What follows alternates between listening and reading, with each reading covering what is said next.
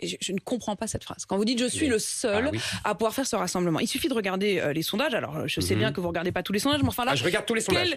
Non, même ceux qui me sont défavorables, je les regarde. Quel qu'il soit, c'est simple. Vous êtes de Marine Le Pen, Valérie Pécresse et vous, celui qui donne le plus gros score à Emmanuel Macron au second tour. Oui. Franchement, Apolline de Malherbe, entre perdre à 42% et perdre à 39%, vous voyez la différence, vous ? Pardon, vous dites que vous allez rassembler. C'est l'inverse, vous réduisez. Non, je vais vous répondre. Marine Le Pen rassemble davantage que vous au second tour. Je vais vous répondre, Apolline de Malherbe. Je donne juste les chiffres. Face à elle, au second tour, Emmanuel Macron ferait 56% des voix. Face à Valérie Pécresse, il ferait 61%. Et face à vous, 64%. Ça dépend les sondages et peu importe. Les sondages de second tour ne veulent rien dire. Les sondages de second tour ne veulent rien dire. En novembre 80, Valéry Giscard d'Estaing était donné à 60% contre 40% à Mitterrand. En février 2012, chère Apolline de Malherbe, en février 2012, Nicolas Sarkozy était donné à 40% contre 60%. Il a fini à 48,5%. Ça ne veut rien dire. Mais je vais répondre sur le fond. Si vous regardez justement les sondages et les études d'opinion de façon plus fine, qu'est-ce qu'on regarde ? On voit, vous savez, les transferts de vote. Et on voit que dans l'électorat de Marine Le Pen, il y a les anciens électeurs de Marine Le Pen.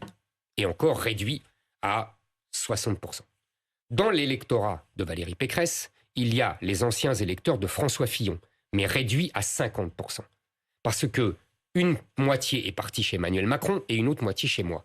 Quand vous voyez mon électorat, vous avez 30% d'électeurs de Marine Le Pen en 2017 et 25% d'électeurs de François Fillon en 2017. Vous me perdez. Ah non, excusez-moi, je ne vous perds pas. En clair, il y a des électeurs du RN et des électeurs de LR qui votent pour moi. Il n'y a pas d'électeurs de LR qui votent pour Marine Le Pen. Il n'y a pas d'électeurs de RN qui votent pour Valérie Pécresse. Donc vous voyez bien que je suis à la confluence des deux et que c'est moi qui peux rassembler. Alors évidemment, ça monte. Au début, c'était 5%. Il y avait la moitié de RN, la moitié de LR. Aujourd'hui, c'est 15%. Et demain, ça va être 20, 25, etc. C'est 15%, ça c'est quand ça vous arrange. Parce que la réalité quand même, c'est que ces derniers temps, la cote de popularité ou d'intention de vote d'Emmanuel Macron explose et la vôtre chute. Mais comme tout le monde, comme Madame Pécresse, voilà, c'est Emmanuel Macron qui prend, parce qu'il y a la guerre, mais ça ne va pas durer.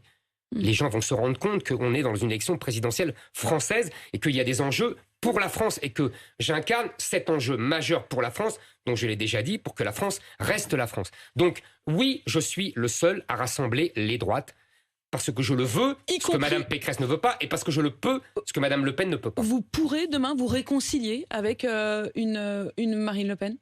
Mais vous savez, il y a évidemment que quand je serai au second tour, tous ceux qui appelleront à voter pour moi seront bien accueillis. Il y a pas, vous savez, c'est ça la politique.